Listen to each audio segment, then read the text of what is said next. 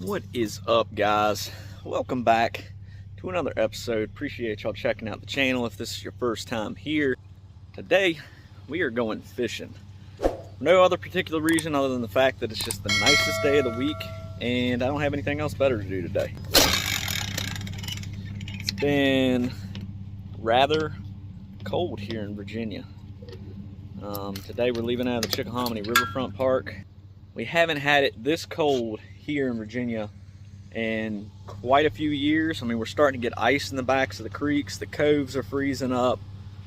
And while that might not be too extreme on where you're at throughout the country, here in Virginia, it's a really big deal. Anytime we start dealing with ice, stuff of that nature, you always have to bring in mind and start talking about conversations like the shad kill, which doesn't very happen commonly enough here in Virginia, but that does seem to be the case of what's going on now.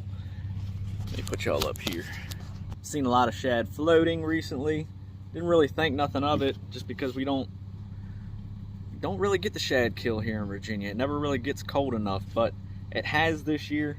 I believe it's already started. Fishing the shad kill can be super exciting, can be really hot action when you're out here when they're feeding on them dead shad. But after they stuff themselves, it can make fishing a little bit tough sometimes. So that is why we're leaving on this end of the river today. It's the lower James River. Water's going to be a little bit warmer down here. Shad kill might not be in full effect. It might not happen at all down here. It might not get cold enough. Nonetheless, y'all stay tuned. We're going to see what we can do today.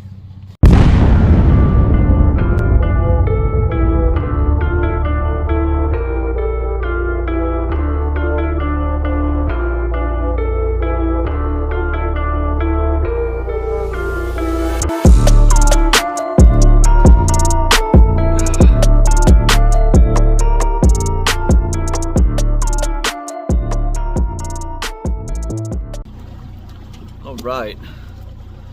So the first thing that I instantly notice as I cut my depth finder on, granted the boat's been in the water for, I don't know, 5-10 minutes now. So that should be enough time for that transducer to settle down from the air temperature and get an accurate reading of the water temperature. It is a drastic difference. You know, I'm looking at 42.3 here.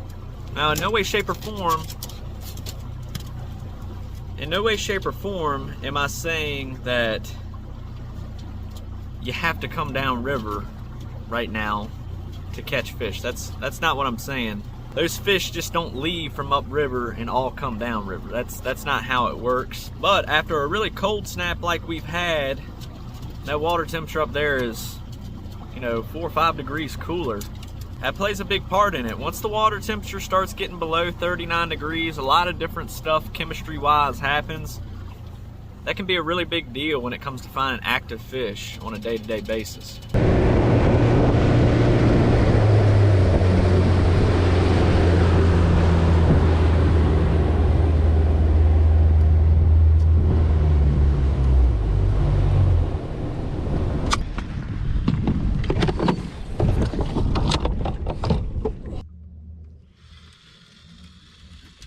Today we're going to fish some backwaters. Backwaters are a little bit different than like creeks per se. Backwaters are usually adjacent to the main river.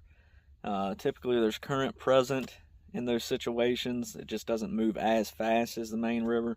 And on the Mississippi and in Ohio a lot, you have like pressure relief bins when the water gets high and it kind of pushes through the land and creates like these little secondary river channels. It's essentially what we're fishing today. We're in about 20 foot of water right now. Not really what you would call shallow, not really what you would call deep. I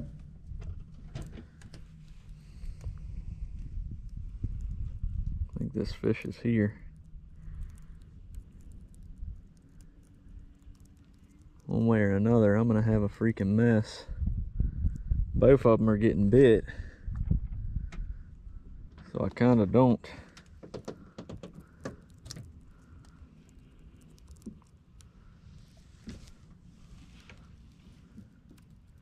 want to move that other one. I think this fish is going to come right back up to the boat. We're gonna get tight on them here in just a second.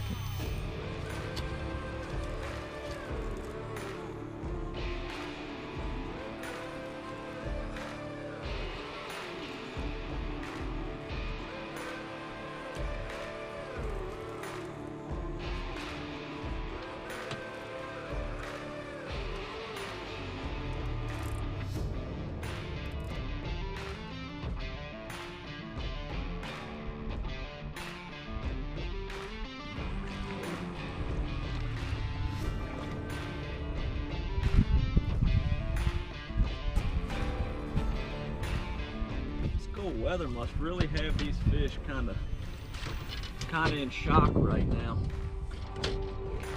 So I'm telling you.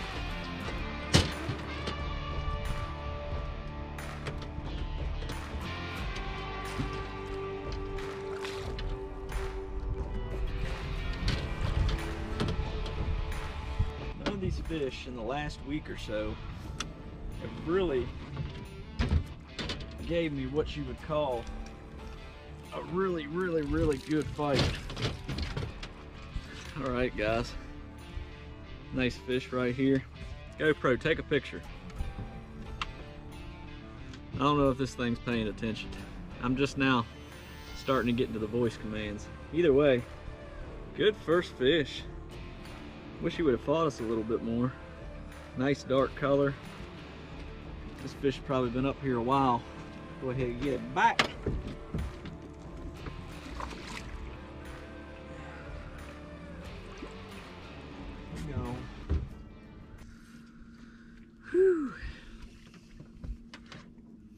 What you got to say about that?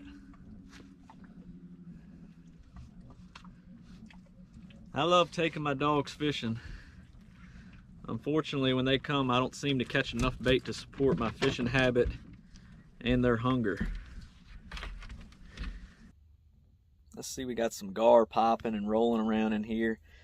That is the one thing about backwaters, is typically you do have a lot of gar. But what I've found a lot of times, and it's not 100% of the times, but these big catfish, they are apex predators. They will hunt and they will chase bait.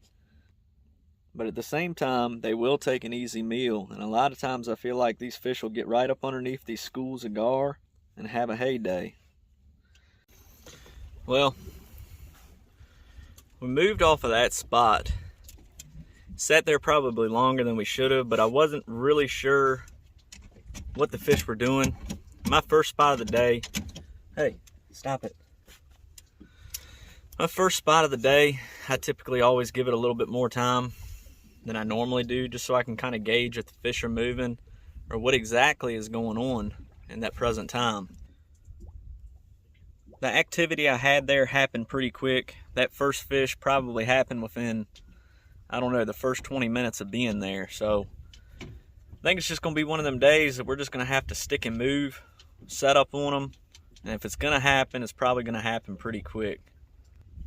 The water's rising right now, so I think I'm going to move a little bit more up onto the shelf, see if we can pick them off individually. Last spot, it happened pretty quick, and then after that it pretty much died off. Nothing else was going on. I marked two really good fish up in here. One was in the ditch, one was sitting off a depression. I marked some bait that were sitting outside of this little ditch right here where this seam line's kind of moving through. I'm behind a point, the water rising right now. I decided maybe I should try a little bit shallower to see what happens.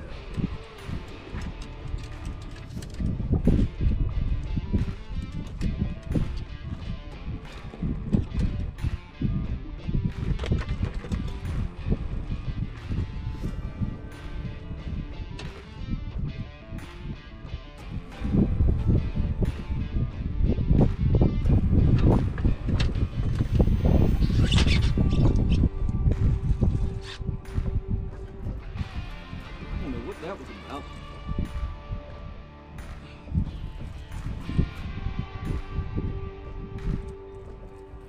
I threw this one way up there in that slack water. I must have swam out and then went back that way.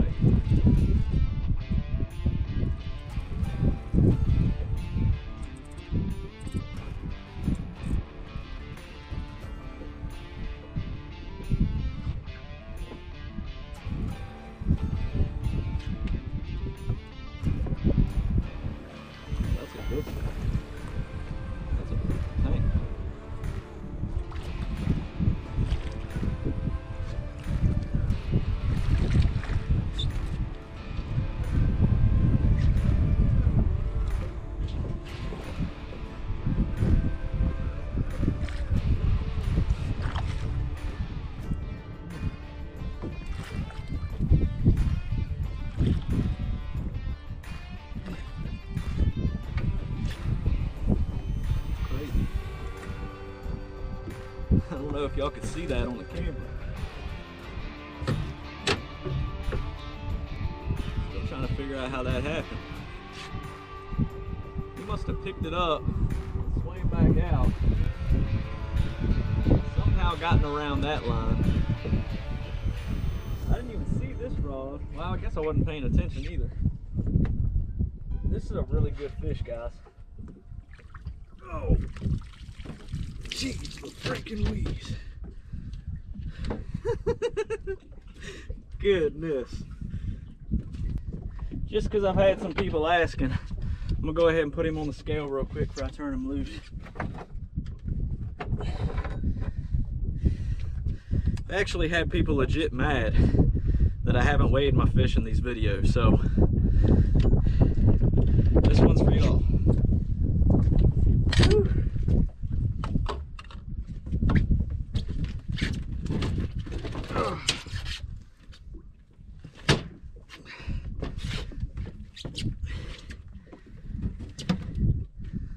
Let's see.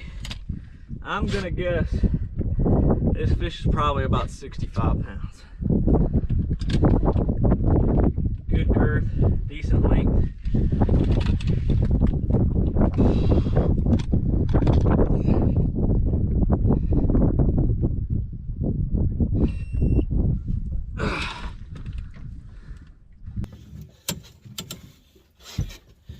Wasn't too far off.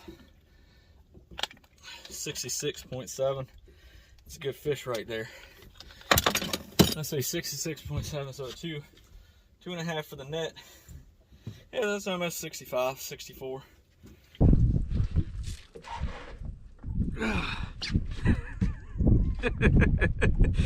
Oh man, what a good fish. Look at his jaw. An old trout line survivor. This is an excellent fish. Goodness. Oh man. This fish has done puked up. Puked up something in my freaking net.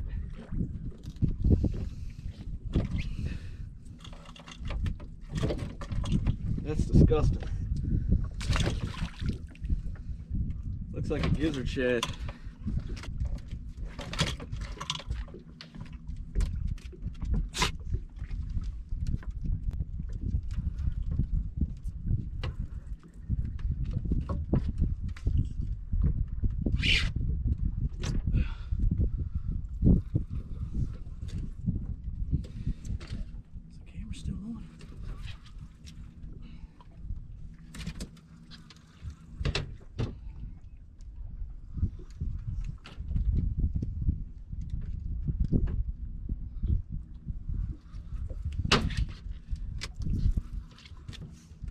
I think he's one of those.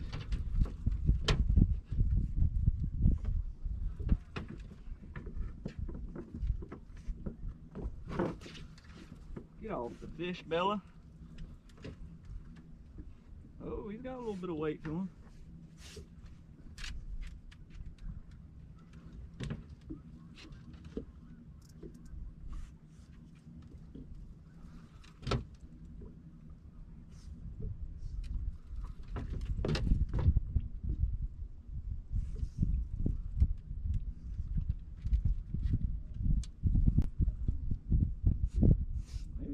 drag.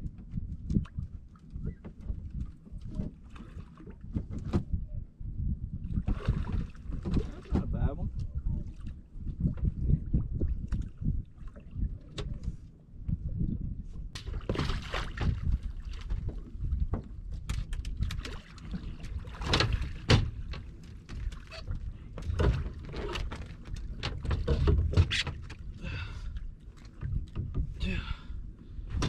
Turn the freaking boat, I know that.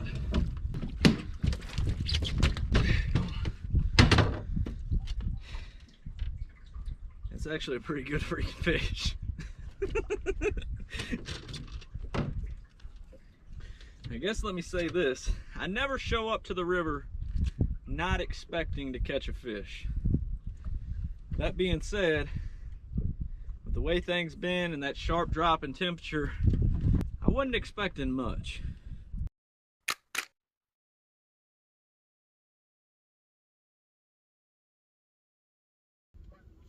Well, that worked out. I guess we'll sit here a few more minutes and see what happens. I need to go ahead and get some baits back out. Well, this might be the end of the trip for the day.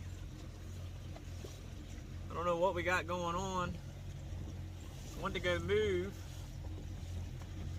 and I don't know, my motor sounds a little funky. Not really sure what's going on. One of the good things about having that link, I got all my data right there on my depth finder. But that being said, everything looks pretty normal at the moment. Not really sure what's going on. Well, after noticing that my RPMs and my voltage was fluctuating at the same cadence, I came to the realization that I had an electrical issue.